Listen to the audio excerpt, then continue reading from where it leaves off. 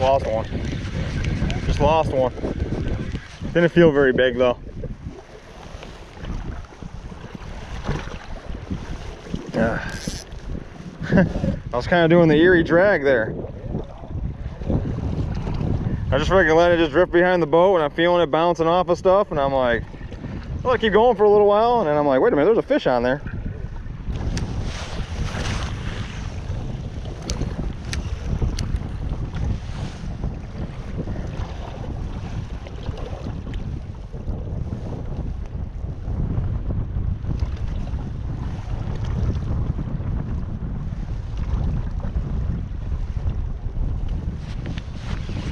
There's another one.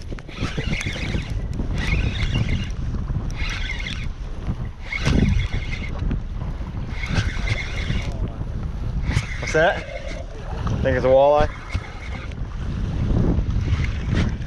Yeah, you'd think it would jump. Here's a little teeny rat. Oh, come here. Like I said, I think the other one was the same deal because it didn't feel very big either. And I'm like, I don't think, because they don't fight for crab. They're not very tough.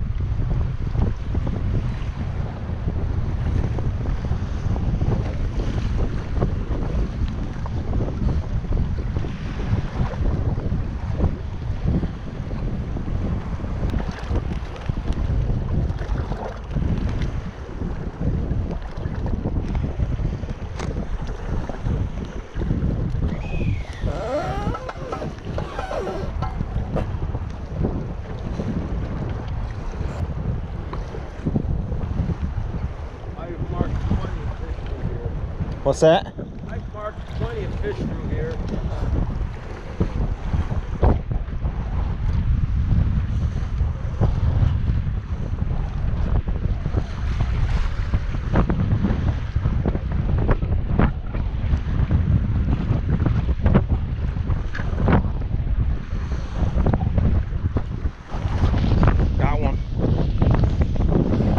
bass. Yep.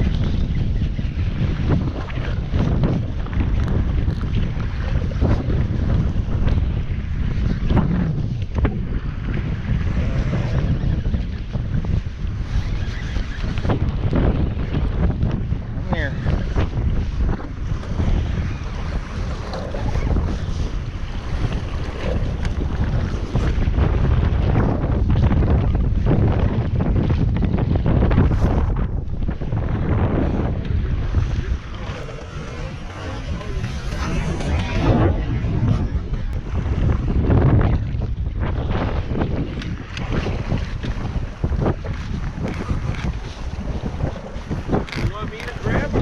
No, I'll get him. I'll get him.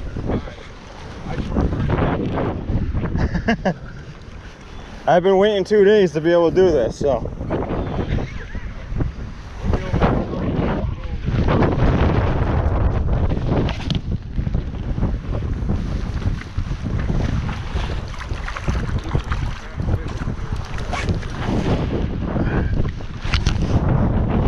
All right.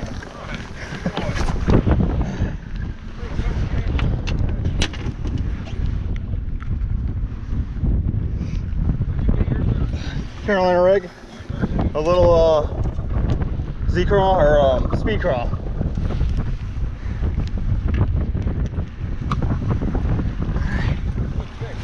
Yeah, that's a chunky one, huh?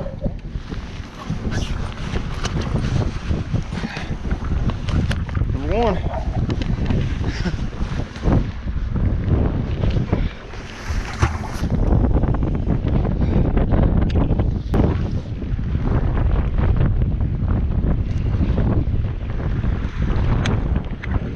Man, these fish here are strong. These fish here are strong.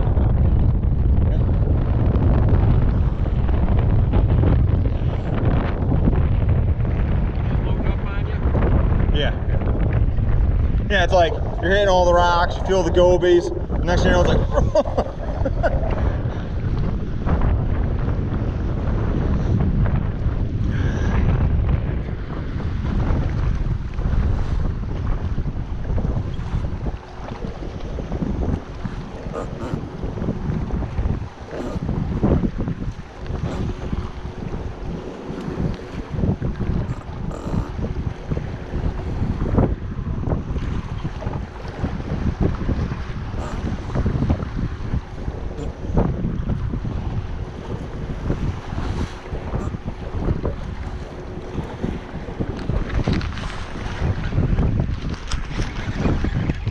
I think this one's a walleye. You got one too?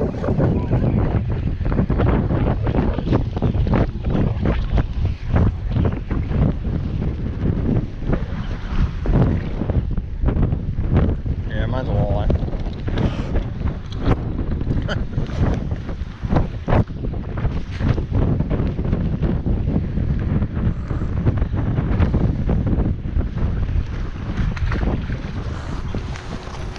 Oh, no, yours is a smallie. We double up, mine's a walleye, yours is a smallmouth.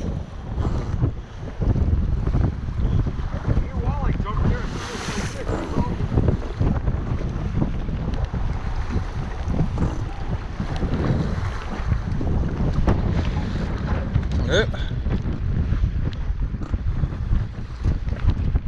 Let's get some work done.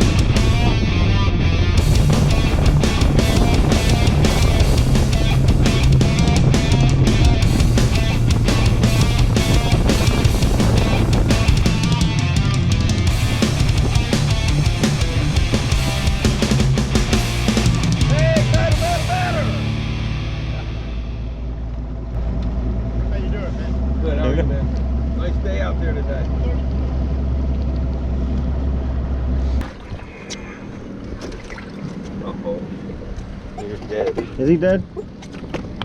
He must have taken a No. shit. That sucks.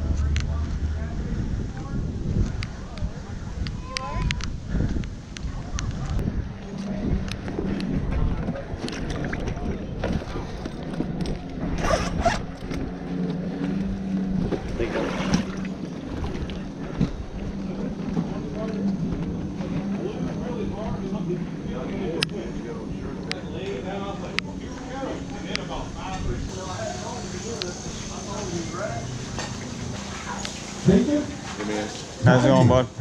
Towing, Yep. Alan. Yep. How'd you know that? Well, I'm pretty sure his dad is a hammer. yeah, I think it's We just caught him not too long ago, too. And that's better. yeah. 1-1. V2, Allison used to go out track and get the lane shut down and focus them on Alan. Pretty good. Alan Alfonso Jr. Alan's got one. Are we doing all right? I'm doing all right. All right, awesome to have you here, Alan. Thank you. Good to have you up here. 3 pounds, 11 ounces. Thank you, sir. Go ahead. There's another dunk tank on the way to the release. Okay. Thank you. Good. Thanks. Appreciate you guys. Yep. Carrie Fry. Let's see here. That's like that one's dead. Oh, okay. Thank you. You gotta take it back. Oh, appreciate it.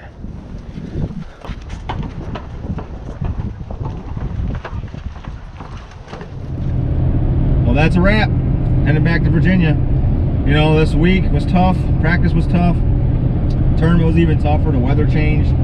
You know, we had some winds. You know, winds coming out of the east for the first day of the tournament, which got the place rocking and rolling pretty good, especially in the afternoon. And then it rained. You know, it rained most of the day, so it was pretty nasty. And then day 2, we had northwest, which turned into west-northwest winds. You know, that lake runs east to west, so you know, any west or east wind, you know, can really turn that place up pretty good. And we had a lot of rough water, which, you know, my smallmouth guy, day 2, he was, you know, he was all the way at the farthest east end of the lake, so that west wind had that place rocking and rolling.